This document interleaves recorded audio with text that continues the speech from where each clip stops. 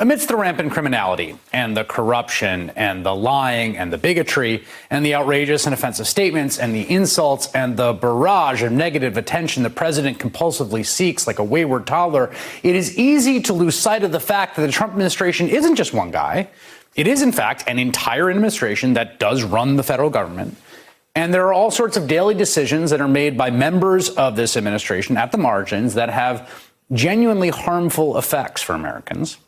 Some of them are things that, frankly, we shouldn't lose sight of this, just about any Republican administration would be doing, like, for instance, environmental rollbacks.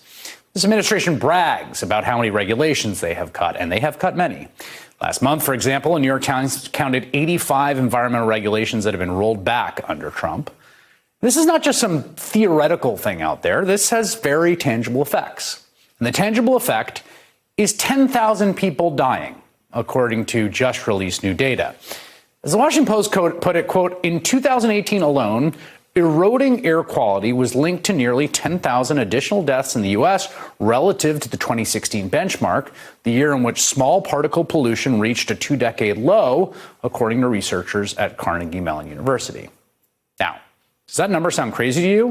It sounds crazy to me. If 10,000 people died prematurely in a terrorist attack, can you imagine the reaction? But that is the silent cost of these policies. Air pollution has been falling for years. The EPA, under President Obama, targeting it aggressively, using its powers under the law, including new regulations like the Clean Power Plan. The Trump administration has gone after those regulations and more. And the result are an estimated 10,000 people dead before their time.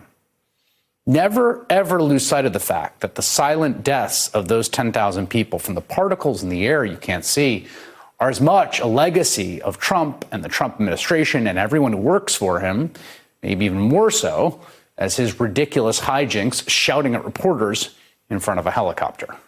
Hey there, I'm Chris Hayes from MSNBC. Thanks for watching MSNBC on YouTube. If you want to keep up to date with the videos we're putting out, you can click subscribe just below me or click over on this list to see lots of other great videos.